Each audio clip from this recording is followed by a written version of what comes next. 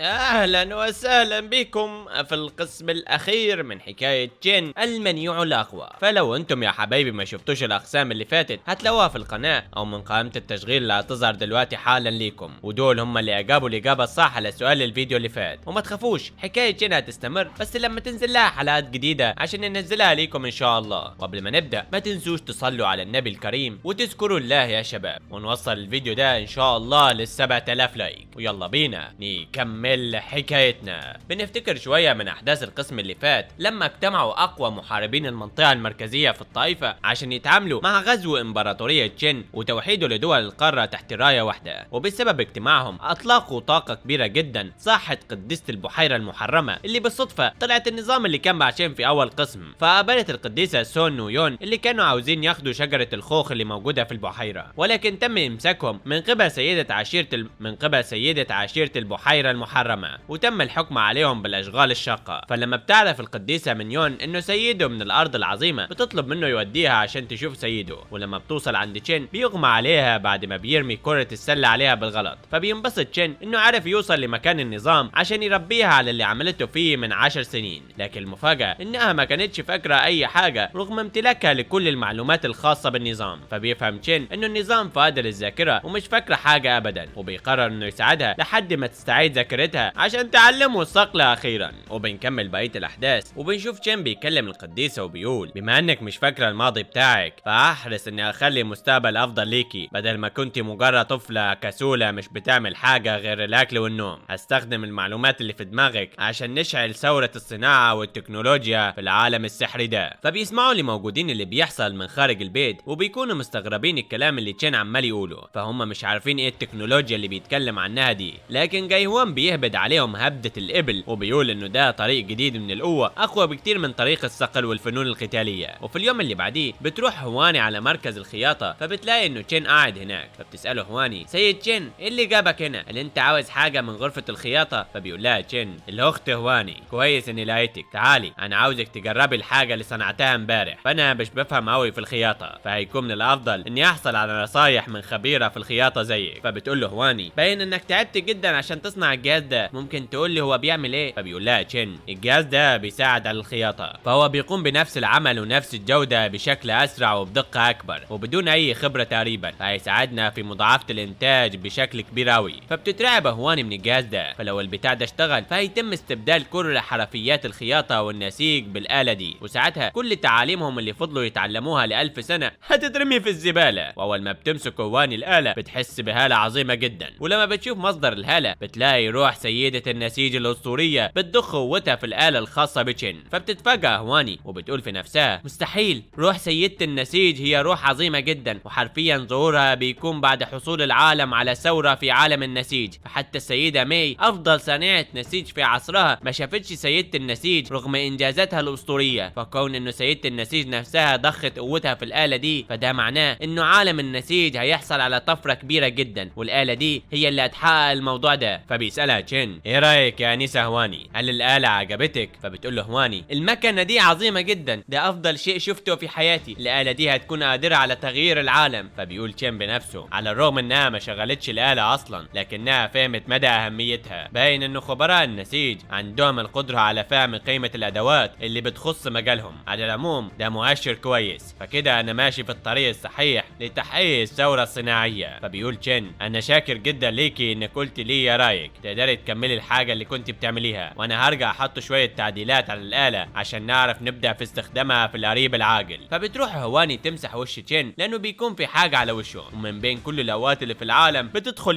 في اللحظة دي. طبعا بتسيب المكان وبتمشي، ويا عيني تشين بيروح علشان يفهمها الموضوع، فبيخبط بالغلط بتشي. فبيعتذر تشين ليها وبيقول لها انا اسف يا تشي ان خبطت فيكي، كنت مستعجل وما شفتكيش، انت كويسة؟ فبتقول له تشي انها كويسة. فبيسألها تشين بالمناسبة انت كنت بتعملي ايه هنا؟ فبتقول له تشي انا جيت عشان ادي لك الوردة دي، فانت اسعدتني كتير وانا ما عرفتش ارد الجميل ليك. فبيشكرها تشين على الهدية الحلوة دي، وبيفكر تشين وبيقول بالتفكير في الموضوع افضل طريقة لمصالحة البنات هي بالزهور، وبما انه الوضع بقى فوضاوي والنسوان عمالة تجيلي من كل حتة فانا هعمل الشيء اللي كان لازم اعمله من اول حلقة، وهو اني اتجوز يمكن بعدها النسوان دول يسيبوني في حالي شوية. وبعد ساعة بتاخد الشاو على الغابة، فبتسألها شاو انت ليه جبتيني لحد هنا للمكان البعيد عن البيت. فبتقول لها شاو ما تخافيش، في حاجة مهمة لازم اوريها لك، فتعالي معايا. فبيكملوا اتنين طريقهم لحد ما بتلاقي تشين قاعد وفي وردة حبهم وجايب دبلة الخطوبة. فبتتفاجئ من المفاجأة الحلوة دي. فبيقول لها تشين اتمنى المفاجأة دي تكون عجبتك، فالخاتم ده كنت ناوي اديهولك في اخر يوم في الاجازة بتاعتنا، بس بما انها باظت زي ما انت عارفة اجلت الموضوع ده لحد ما اطمنت انهم مش موجودين عشان ما تحصلش مشاكل تاني. النهارده اخيرا قادر اقولك وبدون خوف ممكن تتجوزيني. فبتنهار وبتوافق فورا انها تتجوز تشين، وبعدها بساعة بيتعمل الفرح. ازاي وكيف وانت فاهم حاجة هنا؟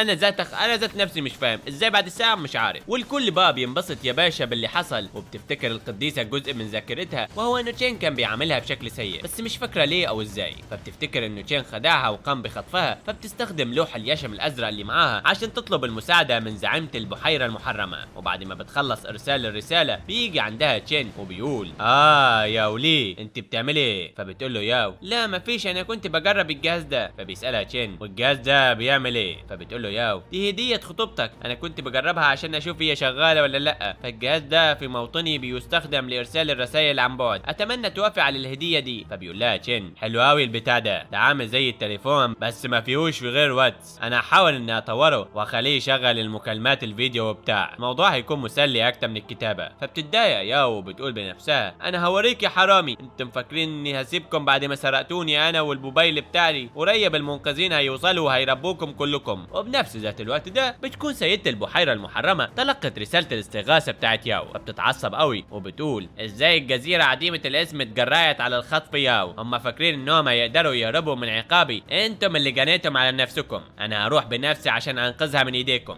فبتقول مساعدة الزعيمة بس يا سيدتي انت متأكدة انك عاوزة تروحي لوحدك؟ فاحنا هنكون قادرين على مساعدتك. فبتقول لها الزعيمة مفيش داعي، انا هتولى الموضوع كله بنفسي مع زهرة اللوتس ذات السبع الوان، مين اللي هيقدر يقف قدامي؟ انتم افضلوا هنا واحموا المكان ده لحد ما ارجع. فبتقول لها المساعدة بس احنا لسه مش عارفين مين اللي اخذ القديسة ياو وخطفها. فبتقول الزعيمة مفيش داعي للبحث، فالاشخاص القادرين على عمل شيء متهور زي ده هم اتباع امبراطورية تشين، فانا هروح اقابل الامبراطورة وهانا عشان اشوف هي ودت ياو فين. فبتروح الزعيمة على قصر وهانا العظيم ولكنها مش بتلاقي اي حراس في طريقها. فبتستغرب الزعيمة وبتقول غريبة، المفروض المكان ده يكون مليان بالحراس، فليه مفيش حد بيحمي المكان؟ فبتظهر وهانا وبترد عليها لانه مفيش داعي، فانا كافية للتعامل معاكي يا دخيلة. فبتقول لها الزعيمة كنت عارفة انتم اللي خطفتم القديسة ياو مش كده؟ فبتقول لها وهانا ومين قالك ان احنا خطفناها؟ بل العكس احنا مخلينها المسؤولة عن مسار التكنولوجيا الخاص بالسيد، فالمفروض تشعري بالشرف انه السيد العظيم عديم الاسم قرر انه يستخدم ياو في خططه المستقبلية. فبتقول لها الزعيمة القديسة ياو هي كبيرة البحيرة المحرمة، فايه اللي يخليها تكون مضطرة تساعد اشخاص زيكم لو ما كنتوش اجبرتوها على كده؟ فبتهجم الزعيمة على اوهانا ولكن اوهانا بتقدر انها تتصدى لهجومها بكل سهولة، فبيهجموا الاثنين على بعض بكل قوتهم المدمرة. وفجأة بتتفتح بوابة زمكانية وبيخرج منها محارب جسمه اخضر بالكامل، وبيقول المحارب كويس اني لقيتك اخيرا يا امبراطورة اوهانا. فبتقول له اوهانا انت مين وازاي دخلت هنا بدون ما حد يشعر بوجودك؟ فبيقول لها الراجل انا اسف على دخولي المفاجئ ده، بس انا كنت خايف اني اتاخر على التقديم بنفسي، احب اعرفكم بيا انا هو شوي فان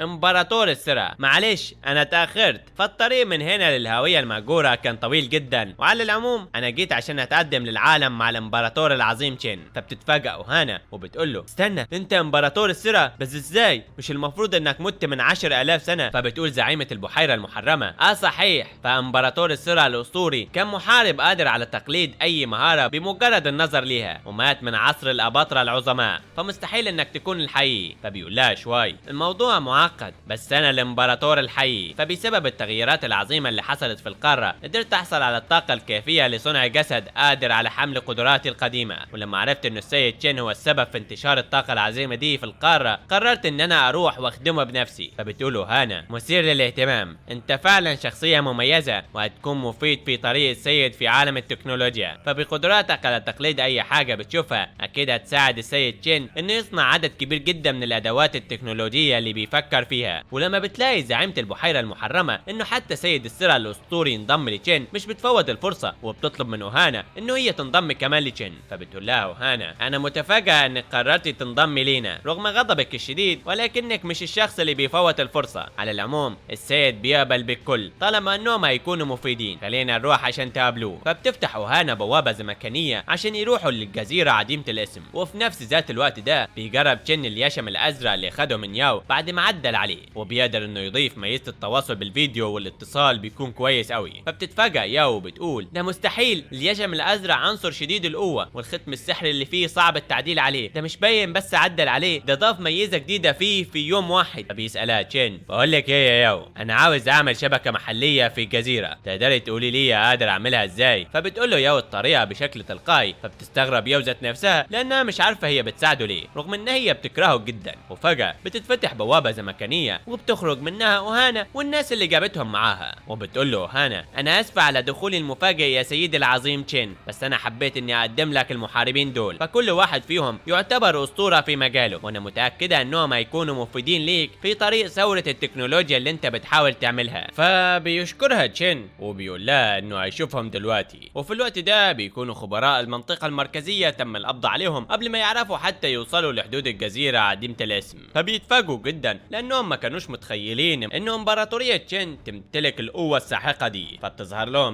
وبتقول لهم انا مستغربة جدا ازاي انتم اقوى محاربين في القارة، فلو فعلا كنتم بتمتلكوا القدرة والمهارة كنتم هتدركوا قبل ما توصلوا للمكان ده انه دي معركة مستحيل تكسبوها ابدا. احتراما لتاريخكم انا هسيبكم المرة دي تعيشوا، ولكن لو حاولتم انكم تهجموا على الجزيرة عديمة الاسم كده هيتم محوكم عن بكرة ابيكم بكل عائلاتكم وعشيرتكم. فبتكون بتراقب احد الحيوانات السحرية اللي بيحصل من بعيد وبتقول امبراطورية تشين طلعت اقوى مما تخيلت، ده مثير للاهتمام، باين انه استيقاظي ما كانش بدون داعي. وبعدها بنروح لغرفة تشين وبنشوف ياو صحيت من الاغماء اخيرا، فبتلاقي زعيمة البحيرة المحرمة في وشها. فبتقول لها ياو سيدتي كويس انك جيتي اخيرا، انت لازم تساعديني، فالحمار اللي اسمه تشين ده خطفني وخدعني عشان يخليني افتكر انه منقذي، فعاوزك تربيه. فبيجي تشين المكان وبيقول انا ما كنتش اعرف انكم تعرفوا بعض يا ياو. بالنسبة لكلام ياو عن الخطف فده سوء تفاهم كبير، اللي حصل انه ياو جت عندي ولقيت انها بتعاني من فقدان في الذاكرة، عشان كده خليتها عندي لحد ما حالتها تتحسن مش اكتر من كده. فبتضحك ياو وبتقول في نفسها انت فاكر ان السيدة العظيمة هتصدق العبط اللي انت عمال تقوله ده؟ مجرد ما تدرك انك كذاب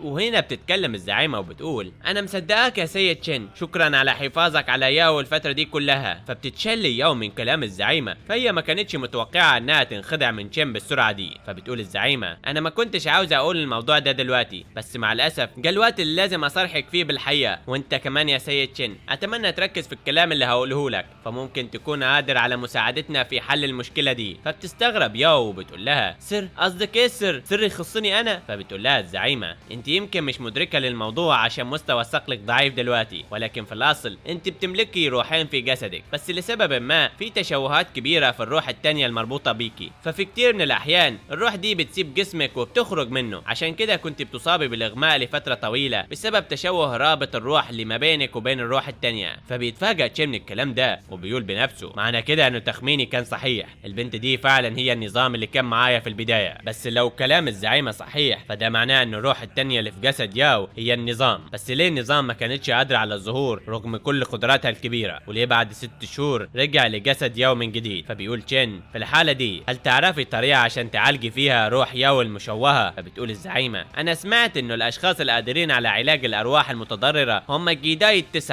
فالجيداي دول بيملكوا طاقة روحية قوية جدا قادرة على علاج الارواح المتضررة، فلو قدرنا نلاقي واحد منهم هيساعدنا في علاج ياو. فبيسأل تشين تقدري تساعديني في الموضوع ده يا اوهانا؟ فبتقول له اوهانا انا قادر اجهز الترتيبات اللازمة يا سيدي، بس المشكلة انا مش عارفة بالتحديد مكان الجيداي دول. فبتيجي الفينيكس وبتقول انت بتسأل عن الجيداي ال9، هل في سبب عشان تدور عليهم يا سيد تشين؟ فبيسألها تشين هو انت عارفة مكانهم اصلا يا فينيكس؟ فبتقول فينيكس بنفسها اخيرا بعد طول انتظار هقدر افيد السيد تشين واحصل على الحاجات اللي انا محتاجاها عشان اطور من صقلي واعالج الاصابات الروحية اللي في جسمي. فبتقول له فينيكس ايوه، فالجيداي ال9 هو ما كانت ختم فيه اقوى 9 محاربين وصلوا لقمة الصقل. فبيستغرب تشين وبيقول ليه اقوى 9 محاربين هيختموا نفسهم؟ مش المفروض انهم يحتلوا العالم بقوتهم دي؟ فبتقول له الفينيكس السبب هو نقص الطاقة الروحية اللي في العالم، فال9 دول بيستهلكوا كم مجنوني من الطاقة، فلو كانوا فضلوا في العالم غير انه العالم كله هيعاني فهم نفسهم مش هيعرفوا يعيشوا بسبب نقص الموارد اللي هم محتاجينها. فكان قدامهم خيارين، الاول انه يضعفوا من مستوى صقلهم عشان يكونوا قادرين على التعايش مع الطاقة المحدودة اللي موجودة حاليا، وده كان شيء مرفوض بالكامل بالنسبة ليهم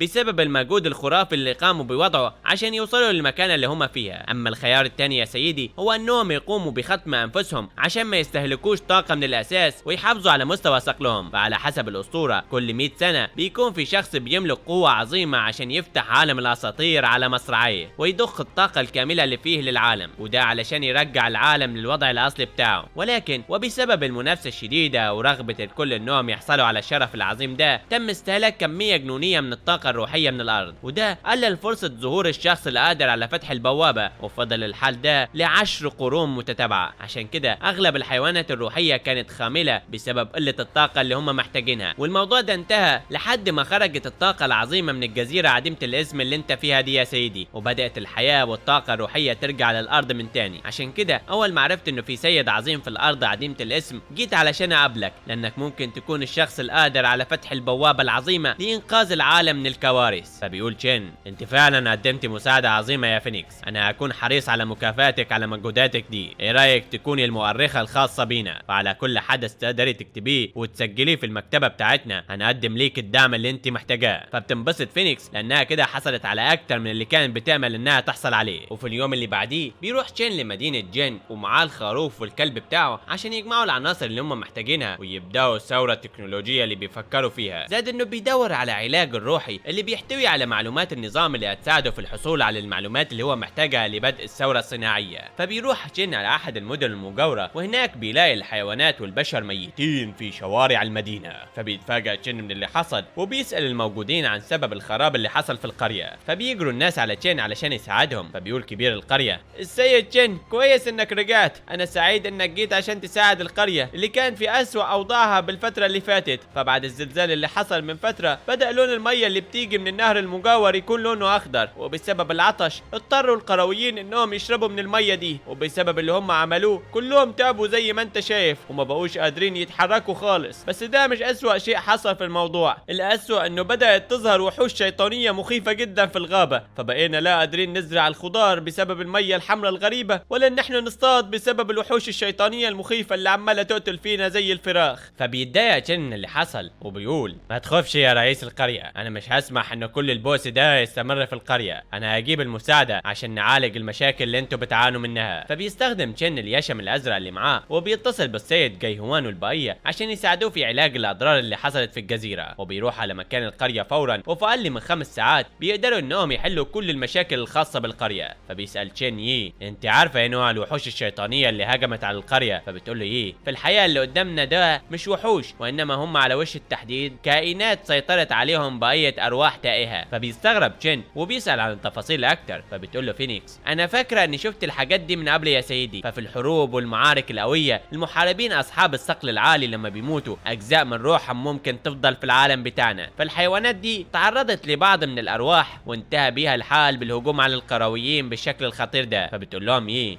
احنا لسه مش متاكدين من صحه الموضوع ده، فالافضل انكم تروحوا تتحققوا من مصدر الارواح بحيث نقدر نوقف اللي بيحصل. انا هفضل في المكان ده عشان اعالج الاضرار اللي حصلت من الوحوش وبعدها هلحق بيكم فورا. فبيشكرها تشين على مساعدتها ليه. وفي مكان قريب من الجزيره عديمه الاسم بيتم فتح بوابه زمكانيه وبيخرج منها 2 من المحاربين، وبيقول واحد فيهم الرحله دي كانت اخطر مما تخيلنا، ما كنتش متخيل ان الثقب الدودي هيكون بالخطوره دي. فبيقول لصاحبه بس باين ان الرحله دي كانت تستحق العناء، فبالتفكير في كميه الطاقه المهوله اللي بتخرج من العالم ده بمجرد دخولنا لهنا قدرنا نعوض كميه الطاقه اللي خسرناها خلال السفر. رغم كل الفوائد دي انا لسه مش مصدقك ان القاره دي قاره من المستوى المتدني، فبالطاقه الهائله دي المفروض تكون اقوى قاره في الترتيب. فبيقول له التاني مش مهم الكلام ده، خلينا نروح لبوابه العالم عشان نعرف. فبيقاطع صاحبه تفكيره وبيقول له بص تحت كده. فبيلمحوا الاثنين فينيكس وياو، واول ما بيشوفوهم بينبهروا قوي فبيقرروا انهم ياخدوهم معاهم. فبيهجموا الاثنين على فينيكس وياو وبيزعق عليهم تشين وبيقول لهم انتم بتعملوا ايه؟ سيبوا الاثنين دول حالا.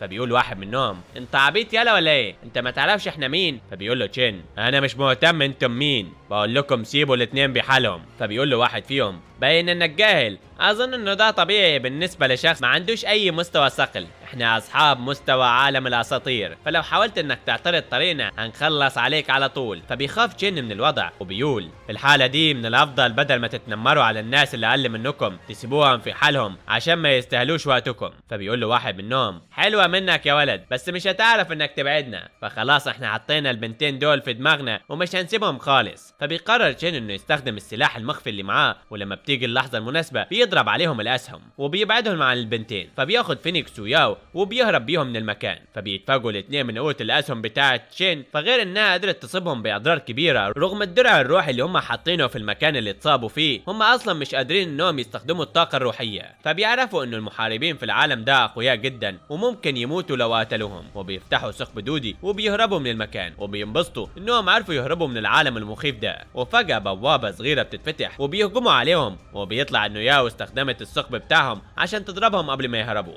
فبيستغرب تشين وبيقول غريبة، البوابة اللي فتحوها دي مختلفة تماما عن البوابات اللي كان بتستخدمها اوهانا في التنقل. فبتقول له فينيكس ده لانهم مختلفين عن بعض جدا، الموضوع ده هياخد وقت لشرحه يا سيدي، فهشرحه لك بعدين. فبيقول لها تشين ممكن تحكي لي الموضوع بالكامل بعد ما تنزليني، انا مش عارف احافظ على كرامتي كراجل وانت بتشيليني زي الشوال في السما كده. فبتنزل فينيكس على الارض وبتكمل كلامها انه على عكس مهارة بوابة الانتقال اللي بيعملها خبراء العالم ده، ففي نوع اقوى بكتير من البوابات اسمه بوابة الفضاء، ودي مهارة شديدة القوة متاحة فقط لمحاربين عالم الاساطير اللي من الدرجة العليا. وباستخدام المهارة دي المستخدم مش بس هيكون قادر على انه يخترق نسيج الفضاء والزمان والمكان، ده هيقدر انه ينتقل لابعاد اخرى غير البعد اللي هو فيه. عشان كده محنة السماء بتكون مرحلة صعبة جدا بالنسبة لخبراء الصقل عشان يتم اختيار المحاربين القادرين على صنع البوابات للسفر للعالم الموازي. فبيتشل تشين حرفيا وبيقول يا دين امي، معنى كده انكم بتقدروا تعملوا ثقب دودي. فبتتفاجئ فينيكس لانها مش بتكون فاهمة ايه الثقب الدودي ده. فبيعيط تشين وبيقول اخيرا حصلت المعجزة، فباستخدام باب الفضاء ده هقدر اني ارجع لكوكب الارض اخيرا. فبتنزل ياو وبتقول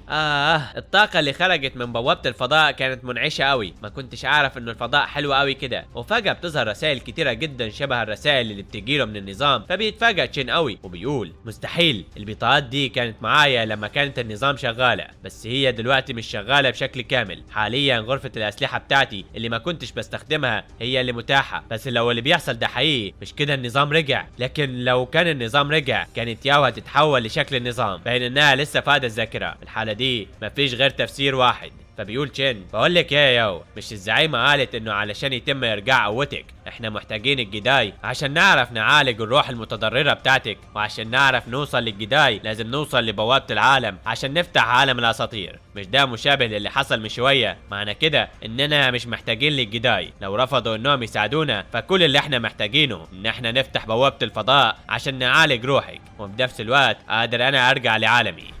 كده اللعبة تحلو اخيرا، وقادر اني اخرج من العالم المجنون ده وارجع لعالمي كوكب الارض. وهنا بيخلص الموسم الاول من حكاية تشين. فلو عجبكم الموسم الاول ما تنسوش توصلوا الفيديو ده لل7000 لايك، وان شاء الله لو وصل لل7000 لايك وشفتكم متحمسين في التعليقات هنكمل لكم بقية المواسم بعد ما تنزل ان شاء الله الحلقات الجديدة بتاعته. وبس كده يا شباب، ما تنسوش تصلوا على النبي الكريم وتكتبوا لنا في التعليقات ايه اكتر لقطة عجبتكم بالفيديو ده. اشوفكم ساعتها بخير ان شاء الله. شكرا، سلام.